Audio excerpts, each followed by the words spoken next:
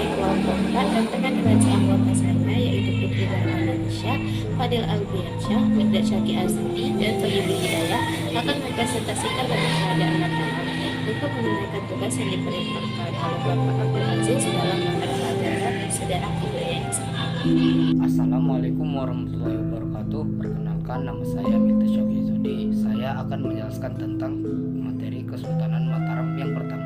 Assalamualaikum warahmatullahi wabarakatuh. Saya Putri Nur Adelisa. Saya akan menjelaskan tentang masa pemerintahan Panembahan Senopati tahun 1586 sampai 1601. Assalamualaikum warahmatullahi wabarakatuh. Perkenalkan, nama saya Fadil Albiansyah. Saya akan menjelaskan tentang Kesultanan Mataram yang ketiga, Sultan Agung dan Puncak Kejayaan Mataram pada tahun 1613 sampai 1645. Latar belakang sejarah dan pendiri Kesultanan Mataram. Kesultanan Mataram bermula sebagai Kadipaten Mataram, bawah Kerajaan Panjang. Setelah Kerajaan Demak runtuh pada pertengahan abad ke-16, Panjang menjadi kerajaan dominan di Jawa Tengah. Sultan Hadiwijaya memenuhi Panjang menuju Sultawijaya, yaitu putra Ki Ageng Pemanahan sebagai Bupati Mataram, sebuah wilayah yang masih terkecil di bagian selatan Jawa Tengah.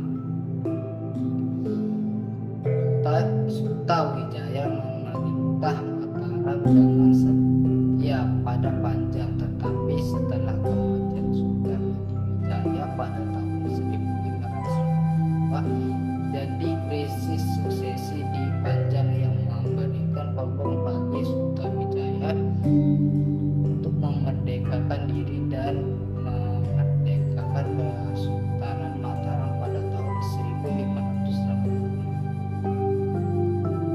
Penambahan senopati, gelar yang diambil oleh Sultawijaya, langkah-langkah untuk memperluas wilayah kekuasaan dengan menentukan wilayah-wilayah sekitar.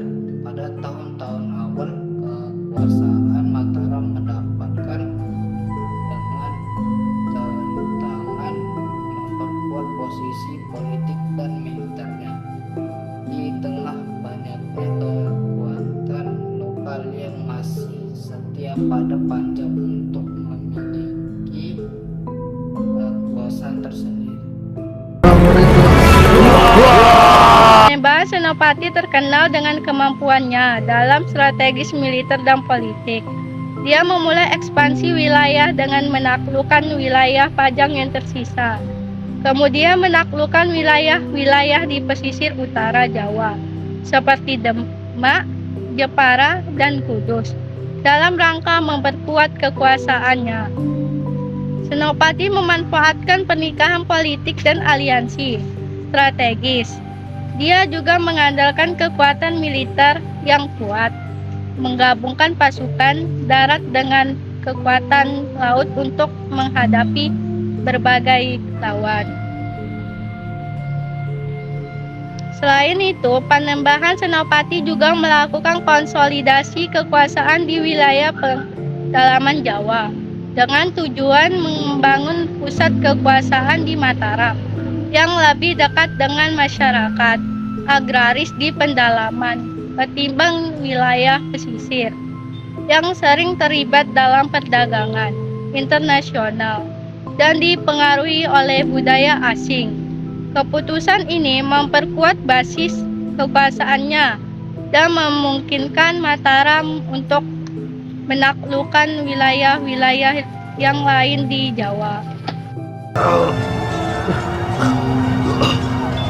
Mati kau Arya! Di bawah kepemimpinan Sultan Agung Raden Mas Rangsang, Kesultanan Mataram mencapai puncak kejayaannya. Sultan Agung berusaha mewujudkan cita-citanya untuk menyatukan seluruh pulau Jawa di bawah kekuasaan Mataram. Ia berhasil menguasai sebagian besar di wilayah Jawa Tengah dan Jawa Timur melalui kampanye militer yang sukses, termasuk menaklukkan wilayah Surabaya pada tahun 1625, salah satunya kota pelabuhan terbesar di Jawa saat itu. Sultan Agung juga menaklukkan Madura, Lasem, Pasuruan, Blambangan, dan berbagai wilayah lain di Jawa Timur.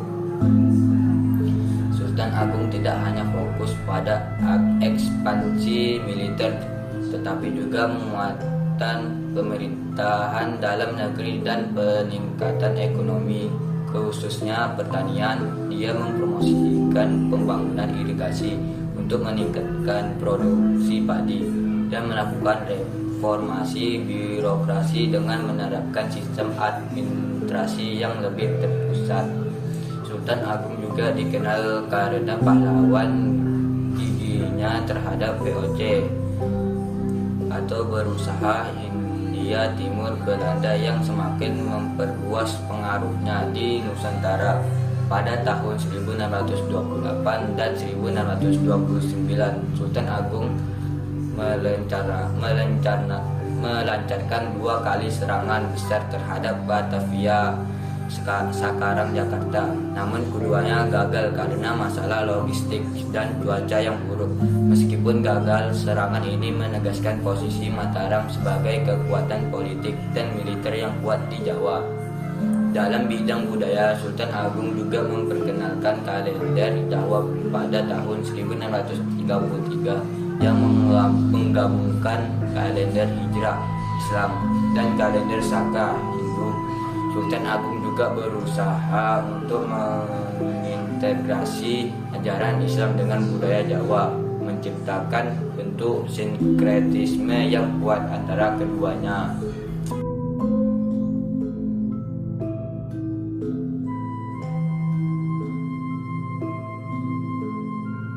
Assalamualaikum warahmatullahi wabarakatuh. Saya akan memperkenalkan Sultan Mataram yang keempat. Masa kemunduran dan perpecahan 1645 sampai 1755.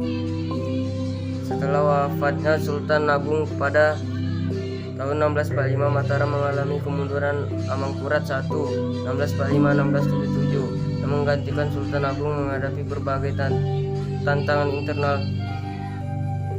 Dia memerintahkan dengan tangan besi dan membunuh banyak bangsawan yang dianggapnya berpotensi mengancam kekuasaannya. Kebijakan yang represif menyebabkan ketidakpuasan di kalangan bangsawan dan rakyatnya dan memicu sejumlah pemberontakan termasuk pemberontakan Trunajaya 1674 sampai 1681. Pemberontakan Trunajaya yang dipimpin oleh seorang bangsawan Madura bernama Raden Trunajaya berhasil mencapai puncaknya ketika pasukan pemberontakan menaklukkan ibu kota Mataram di Pleret pada tahun 1677. Amangkurat terpaksa melarikan diri dan akhirnya meninggal dalam pelarian Amangkurat II. Putra penerus Amangkurat I meminta bantuan VOC untuk mengalahkan pemberontakan Trunajaya. Dengan bantuan VOC, Mataram berhasil mengalahkan pemberontakan, tetapi harus membayar mahal dengan menyerahkan sebagian besar kekuasaan kepada VOC. Perjanjian yang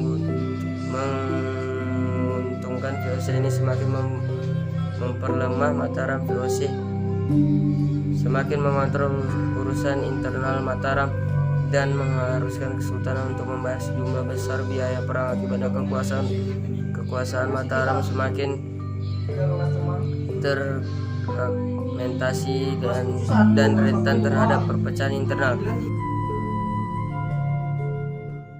Sekian presentasi dari kelompok kami. Mohon maaf bila ada kesalahan informasi yang diberikan atau kesalahan pemberian data yang kemungkinan menyinggung teman-teman sekalian. Kami mohon maaf sebesar-besarnya. Saya tutup video pembelajaran kelompok 4 dengan salam. Wabillahi taufiq wal hidayah. Wassalamualaikum warahmatullahi wabarakatuh.